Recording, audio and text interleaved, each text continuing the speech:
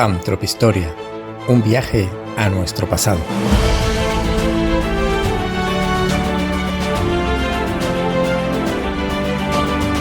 Con José Antonio Cabezas, Rosa María Huertas y José Antonio Cabezas Jr.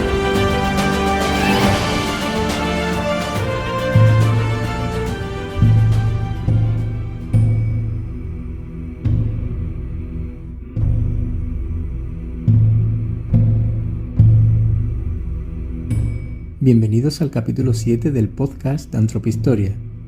Hoy va a ser el pequeño José el que directamente nos introduzca el tema de hoy.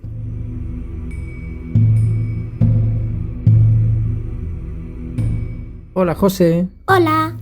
¿De qué vamos a hablar hoy? De Göbekli Tepe. ¿Göbekli Tepe? ¿Y eso qué es? Es un santuario que construyeron en la prehistoria y en cada piedrecita hay esculpido un animal. Muy interesante. Pues venga, vamos a hablar un poquito de Göbekli Tepe.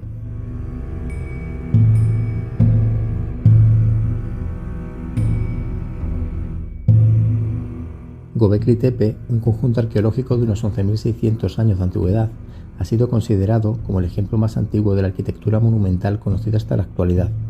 Se trata de la primera estructura levantada por la humanidad, que cuenta con una complejidad y una envergadura superiores a las de una cabaña.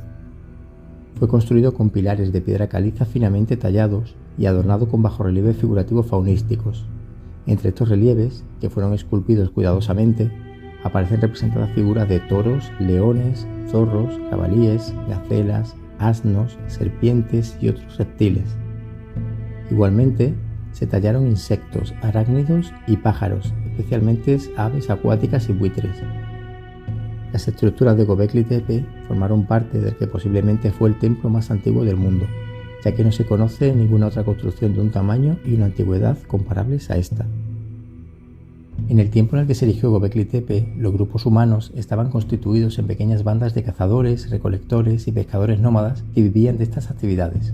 Estas bandas todavía no conocían la escritura, la cerámica ni los metales. Tampoco se había inventado la rueda ni se disponía de animales de carga. Así que para levantar este gran templo seguramente se necesitó congregar a un número de personas mayor que jamás se había reunido en un solo lugar hasta aquel momento. Los constructores, de forma sorprendente, fueron capaces de extraer las piedras de hasta 16 toneladas que emplearon en la gran obra arquitectónica, de transportarlas a lo largo de cientos de metros y de tallarlas. Las personas que iban allí en peregrinación, al ascender por la pendiente que llevaba al templo, observaban los enormes pilares cubiertos con bajorrelieve de animales que hubieron de asombrarles mucho, más aún durante la noche, cuando las llamas de las hogueras debieron de dar la sensación de que las figuras que allí se representaban temblaban en medio de la oscuridad. No cabe duda de que este escenario era el más propicio para estimular la parte emocional y espiritual de la mente humana, pero ¿qué significado tuvo? Ciertamente, todavía se está trabajando en Göbekli Tepe y no se conoce su significado. Lo que sí es cierto es que las antiguas ideas que se tenían sobre cuestiones como saber el cuándo, el dónde y el cómo se produjo la revolución neolítica ya no valen. Se han de desechar las antiguas teorías que se elaboraron hace más de 20 años sobre el paso del modo de vida depredador de los cazadores-recolectores al productor de los neolíticos, que con el tiempo llevaría a las sociedades urbanas. Desde el descubrimiento de Göbekli Tepe, entre otros sitios arqueológicos, los investigadores han de replantear todos los puntos de vista anteriores. Estos son mágicos de la arqueología. Los primeros prehistoriadores consideraban que la revolución neolítica fue un suceso único ocurrido en un solo lugar, concretamente entre los ríos Tigris y Éufrates en tierras mesopotámicas. Según esta hipótesis, el neolítico se extendió desde Mesopotamia a la India, a Europa y al resto del mundo. Se entendía, por tanto, como un suceso único que se terminó expandiendo por otros territorios. Del mismo modo, una gran parte de los especialistas opinaba que el cambio climático era el que había propiciado en gran medida ese florecimiento súbito de la civilización. Un gradual calentamiento de la Tierra en los momentos finales de la última glaciación posibilitó que algunos pueblos originaran el nacimiento del pastoreo y de la agricultura. Sin embargo, las recientes investigaciones sugieren que posiblemente este cambio se debió a algo completamente diferente al medio ambiente. Además, intuye que no fue obra solamente de una mano, sino de muchas de ellas. Estas manos llegaron a actuar en una extensa área a lo largo de varios milenios. Entonces, según los nuevos estudios y a la luz de Göbekli Tepe, ¿Cuál pudo haber sido el motor de la revolución neolítica? Göbekli Tepe fue posiblemente uno de los primeros lugares de peregrinaje que existió. Pudo haber sido un lugar monumental que recibió la visita de viajeros espirituales.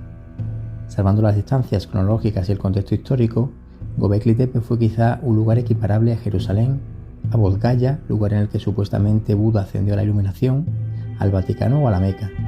De haber sido así, según sugieren algunos investigadores, el motor del mundo civilizado pudo haber sido el sentido que los seres humanos tenían por lo sagrado y quizá también por el gusto por la escenificación. Pero ¿cómo se produjo el descubrimiento de Göbekli Tepe? Un equipo de arqueólogos de la Universidad de Chicago, en la década de los 70 del siglo XX, hizo un estudio de la región en la que se encuentra Göbekli Tepe y llegó a la conclusión de que este yacimiento no era interesante para la arqueología. Se percataron de que había señales claras de que se hubieran producido intervenciones humanas, pero pensaron que se pudo tratar de la presencia de un antiguo puesto militar de la frontera de los tiempos de Bizancio. Se encontraron algunos fragmentos de piedra caliza esparcidos por el lugar, pero los interpretaron como restos de lápidas. Ciertamente, como después se comprobó, estaban muy alejados de la realidad. Muchos años después, las memorias de este estudio estadounidense cayeron en manos de Claus Smith, quien las leyó con detenimiento. Este investigador no debió quedar muy conforme con las conclusiones que se sacaron en los años 70 del siglo pasado, porque en 1994 decidió ir al lugar para comprobarlo todo en persona. Pronto se dio cuenta, in situ, que se encontraba en un lugar de mayor importancia de la que se intuía en los estudios de la Universidad de Chicago. Allí había evidencias de que muchos milenios atrás, varios cientos de personas habían trabajado en ese punto de la actual Turquía. De hecho, comprobó que todo ese terreno estaba lleno de astillas de pedernal y que las losas de piedra caliza no eran los restos de tumbas bizantinas, sino que formaban parte de algo con una antigüedad superior. Smith supo muy pronto que en Göbekli Tepe había trabajo para mucho tiempo. Al año siguiente de esta primera visita, Smith comenzó a trabajar colaborando con el Instituto Arqueológico Alemán, el DAI, y con el Museo de Sanliurfa. Göbekli Tepe se encuentra en un paisaje ondulado al norte de Sanliurfa. Allí se forman las primeras estribaciones de las montañas que atraviesan la Turquía meridional y es donde se produce el nacimiento de los ríos Tigris y Éufrates. Cerca de la ciudad de Sanliurfa, a unos 14 kilómetros, se localiza una cresta alargada, cuya cima es redondeada, que los lugareños conocen como Göbekli Tepe o Monte Panzudo. Smith comenzó la excavación de este lugar y pronto comenzaron a encontrar uno tras otro y hasta formar un círculo, un conjunto de pilares de piedra cuidadosamente tallados. En las siguientes excavaciones que se produjeron en los años siguientes, el equipo de Smith halló un segundo círculo de piedras, luego un tercero y después alguno más. Es posible que, según unas prospecciones geomagnéticas que se llevaron a cabo en el año 2003, se construyeran hasta 20 círculos que podrían encontrarse desordenadamente distribuidos bajo la tierra. Los pilares, que se presentan en forma de bloques pétreos apilados unos encima de otros, tenían un tamaño bastante grande. Los mayores pesaban unas 16 toneladas y medían casi 5,5 metros de altura. En un gran número de ellos se apreciaba una serie de bajorrelieves de animales tallados en estilos diferentes. La mayor parte de ellos estaban elaborados de una forma bastante tosca, mientras que unos cuantos parece que fueron tallados de una forma más refinada y con un carácter claramente simbólico. Todos los círculos, que se construyeron con grandes pilares de piedra caliza dispuestos en forma de T mayúscula, presentaban un diseño común. Se ha podido comprobar que cada uno de estos pilares medía 5 veces más de ancho que de fondo, que tenían una forma similar a la de un cuchillo, que se encontraban a una distancia similar unos de otros y que estaban unidos entre sí por unos muretes bajos de piedra. En la parte central de cada círculo se encontraban dos pilares de una altura mayor, cuyas bases tuvieron que ser aguzadas por los constructores para que se pudieran hincar en unas cavidades poco profundas excavadas en el suelo. Según los especialistas, este no era un buen sistema para anclar pilares centrales al terreno, así que había que apuntalarlos además con postes de madera para mantenerlos erguidos. Aparte de los pilares pétreos, en otros sectores de la colina se encontraron una gran cantidad de antiguos utensilios tallados en pedernal, que es una variedad de cuarzo bastante compacta y translúcida en los bordes que al golpearla produce chispas. Se trataba de una suerte de almacén, según se deduce de la gran concentración de piezas que había en muy poco espacio, de azuelas, cuchillos y puntas de proyectiles de tiempos neolíticos. Pero llegados a este punto, nos preguntamos, ¿qué significado pudo tener Göbekli Tepe? Esto nos lo va a explicar Rosa.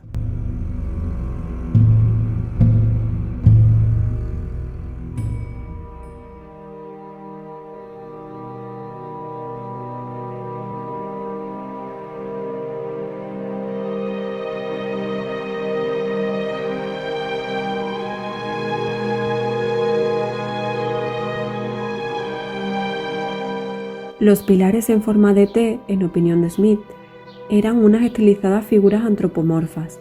Así quisieron reflejarlo los escultores al tallarles a algunos de los pilares unos brazos que nacían de los supuestos hombros. Estos brazos terminaban en unas manos que se dirigían hacia el vientre, que a su vez estaba cubierto con un taparrabos. Se aprecia claramente que todos los bloques pétreos miran hacia el centro de sus respectivos círculos, como si formaran parte, según Smith, de una danza, de un ritual religioso o de una reunión. Por su parte, las figuras faunísticas representadas en ellos pudieron ser una especie de animales protectores a los que se les pudo otorgar un carácter totémico, o bien pudieron simbolizar unas cualidades o facultades que pudieron ser transmitidas a estas supuestas figuras humanas. De hecho, entre los animales destacan aquellos que presentan un carácter algo más peligroso, como los feroces leones, los agresivos jabalíes al ataque o los venenosos escorpiones. Conforme han ido avanzando los trabajos arqueológicos, se ha podido comprobar que la gente de Göbekli Tepe, después de algunas décadas, iban enterrando los pilares más antiguos y colocando otros nuevos en el interior, formando un nuevo círculo más pequeño dentro del más antiguo. En algunos casos llegaban a construir incluso un tercer anillo de piedras pasado cierto tiempo. Por último, los constructores colmataban completamente la estructura circular con escombros y erigían una nueva cerca. Todo apunta a que este proceso se fue repitiendo de forma continua durante muchos siglos. No se sabe el motivo por el que lo hacían, pero se piensa que con el tiempo los círculos perdían su poder, o al menos algunas de sus cualidades mágicas, y tenían que levantar otro. De forma extraña y en contra de lo que se podría pensarse, las técnicas constructivas que se utilizaron en Göbekli Tepe fueron empeorando. Se observa que los círculos más antiguos eran de mayor tamaño y que estos tenían una complejidad técnica y artística superior a los más recientes. Por tanto, los más cercanos en el tiempo eran más pequeños y sencillos, ya que los pilares que los componían estaban anclados con menor habilidad. Esta tendencia se mantuvo hasta el año 8200 a.C., cuando Göbekli Tepe cayó en el olvido. Lo curioso es que a pesar de que hubieron de ser necesarias cientos de personas para tallar y levantar los pilares, no se han hallado evidencia de asentamientos en el lugar. No se han encontrado restos de muros, casas, hogueras u otras estructuras que hayan podido interpretarse como domésticas.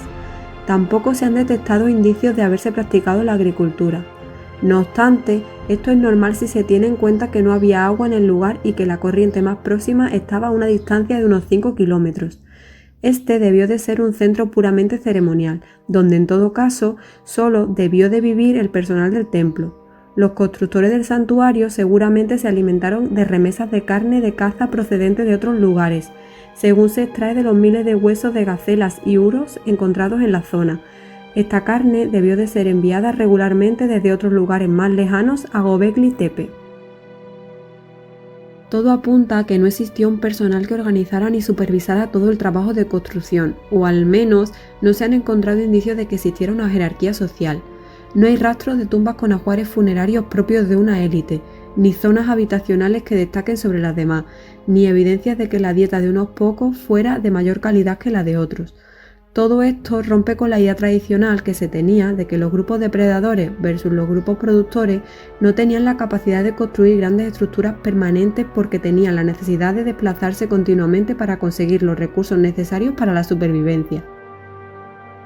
Se creía que estos supuestos grupos pequeños y móviles no tenían la capacidad de mantener castas separadas de artesanos y sacerdotes, porque no les era posible transportar todos los suministros adicionales necesarios para sostener este sistema. Pero, ¿lo hicieron así en Göbekli Tepe?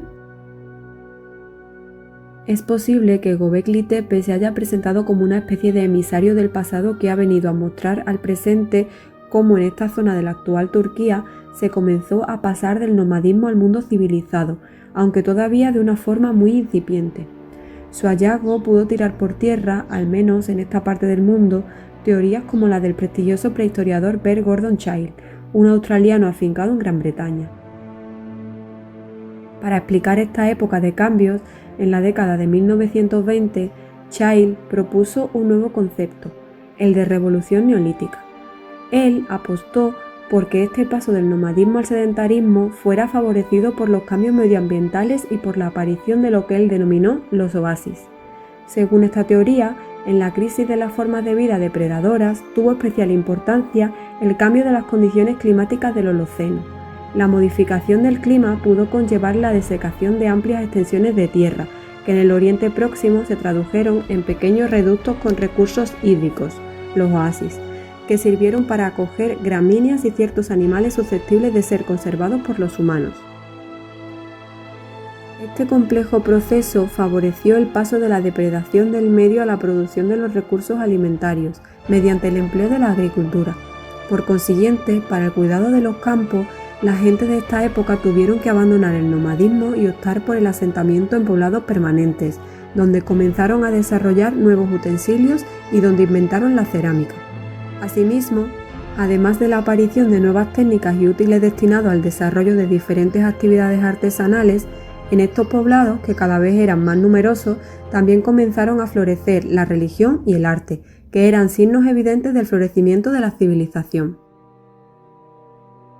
Childe, como otros muchos investigadores actuales, creía que el escenario en el que se produjeron todos estos cambios revolucionarios fue el creciente fértil, un territorio que estaba delimitado al sur por el desierto de Siria y al norte por las montañas de Turquía. Por tanto, se trataba de una franja en la que existía un clima templado que estaba delimitado por ambientes inhóspitos.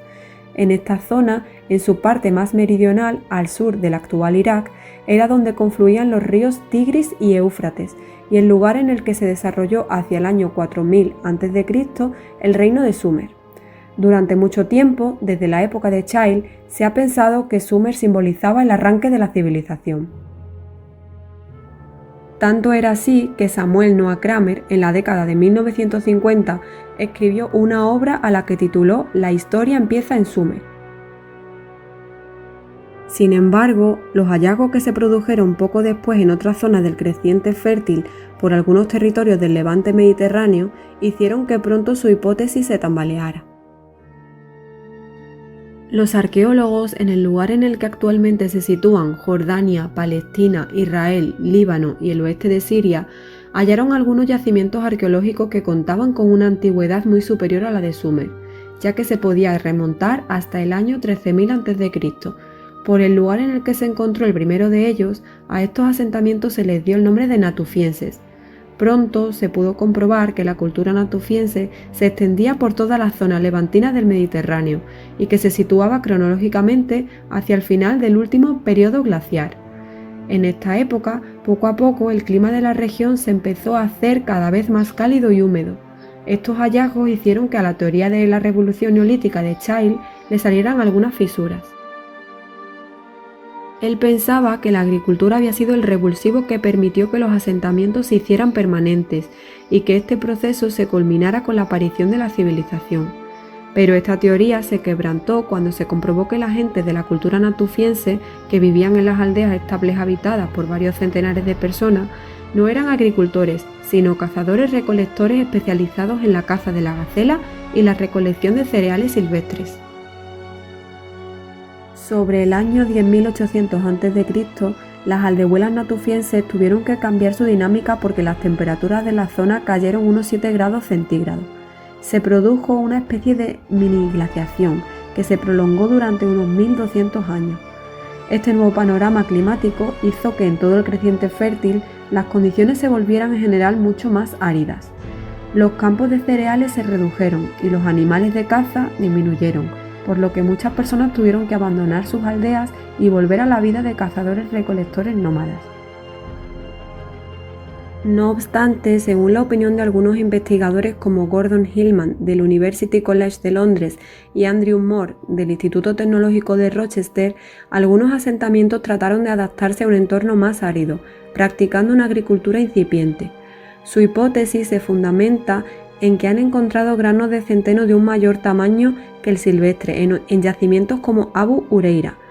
Otros investigadores, como Bar Joseph, también apuestan por esta hipótesis y opinan que en otros sitios cercanos como Tel Caramel o Mureybet también se practicó la agricultura.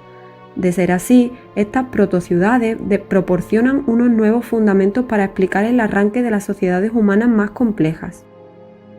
En vez de llevar la agricultura a la sedentarización como creía Child, serían los asentamientos más estables los que propiciarían la llegada de la agricultura, tras sufrir una crisis climática, en la que el clima se volvió cada vez más frío y seco, como se observa en el caso de los asentamientos natufienses del levante mediterráneo. Esta gente, como opina Bar Joseph, quizás entendieron que permanecer en un mismo sitio les serviría para aprovechar más los recursos de ese medio y de paso impedirían que otros grupos les arrebatara su lugar. Así, con el tiempo, nació la agricultura.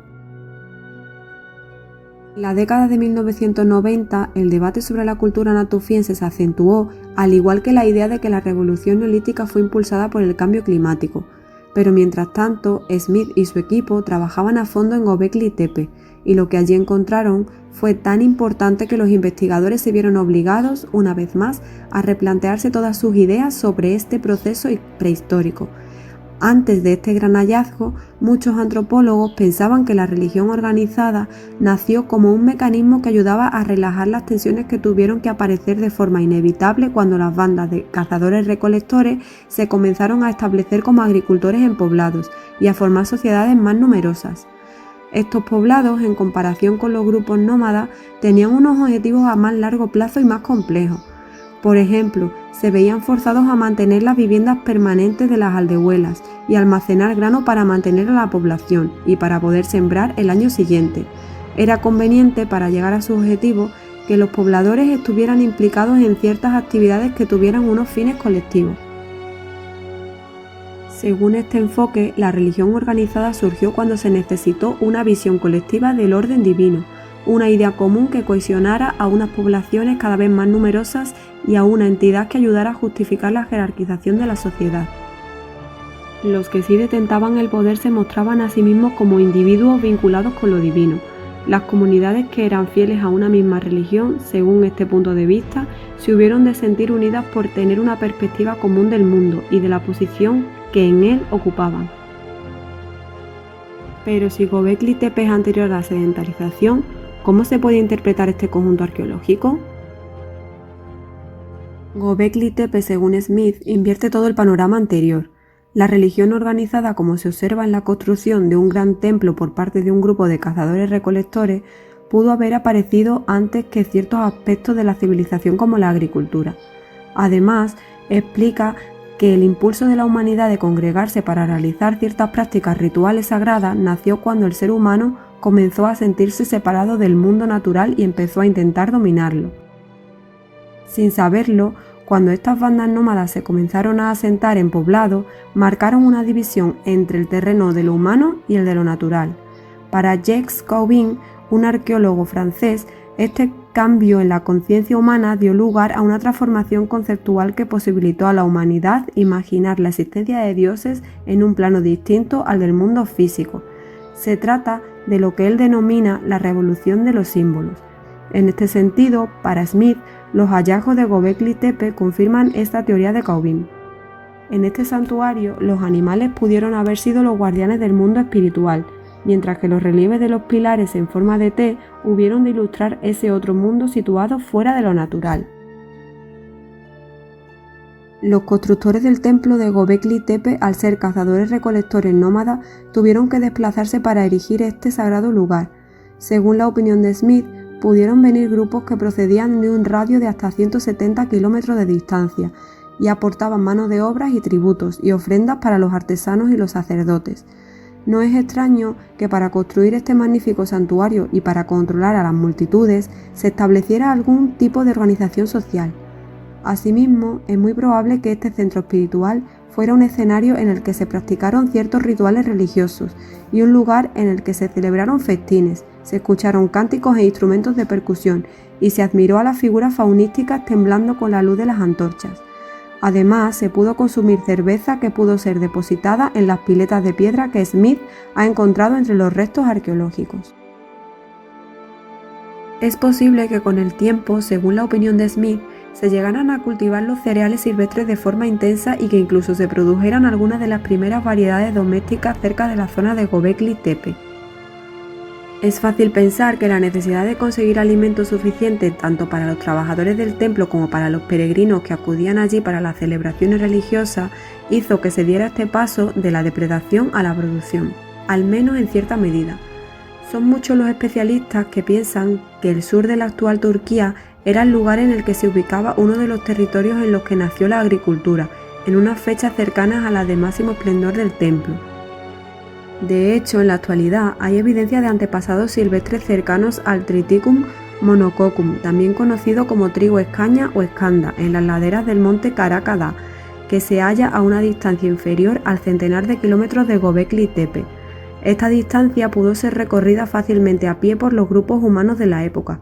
Entonces, ¿el empleo de la agricultura pudo ser el fruto de una necesidad que surgió a partir de la religiosidad humana? En Nevali Sori, un asentamiento del Neolítico precerámico que se halla en las montañas a unos 30 kilómetros de Göbekli Tepe, se han descubierto los primeros indicios de domesticación de plantas. Los arqueólogos encontraron allí unas columnas muy parecidas a la que más tarde descubrió Smith en Göbekli Tepe, en forma de T y con imágenes faunísticas esculpidas en ellas. Sin embargo, este yacimiento ya no puede ser estudiado con mayor profundidad, porque una presa construida recientemente en el lugar lo ha inundado totalmente. Pero lo cierto es que se han localizado pilares e imágenes parecidas en poblados del Neolítico precerámico que se encuentran a unos 160 kilómetros de distancia del Gran Templo. Todo apunta, según opina Smith, a que hubo una religión común que se practicaba alrededor de Göbekli Tepe, que pudo tener una confesión religiosa ciertamente grande para la época. Sin embargo, no todos los especialistas están de acuerdo en este punto, ya que, por ejemplo, el que no haya indicios de viviendas en las inmediaciones del santuario no demuestra con certeza que no viviera nadie allí. En contraposición a la hipótesis de Smith, cada vez son más los investigadores que estudian los orígenes del Neolítico en el creciente fértil, que opinan que no solo hubo un desencadenante del paso a la civilización, sino que pudo haber varios. Según el lugar, los factores que llevaron a la civilización pudieron ser la agricultura, la presión demográfica, la organización social, la jerarquización, el arte, la religión, etc. Pero al final, desde diferentes caminos, todos estos elementos llegaron a un mismo destino. Lo que está claro es que todavía queda mucho por estudiar en Göbekli Tepe y puede que ni tan siquiera se hayan alcanzado los estratos más profundos y antiguos del yacimiento.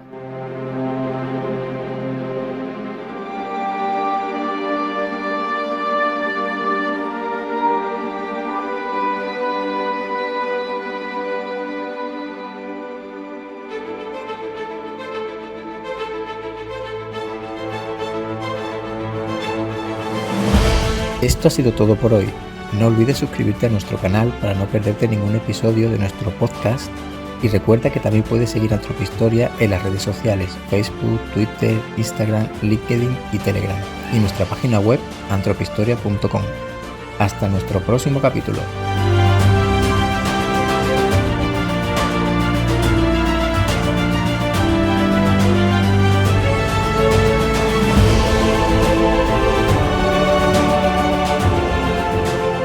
José, ¿qué te ha parecido el capítulo de hoy? Me ha llamado mucho la atención porque en la prehistoria, cuando no existían ni los poblados, construían santuarios tan grandes. Tan grandes como Göbekli Tepe y todavía lo que queda por excavar, ¿verdad? Sí.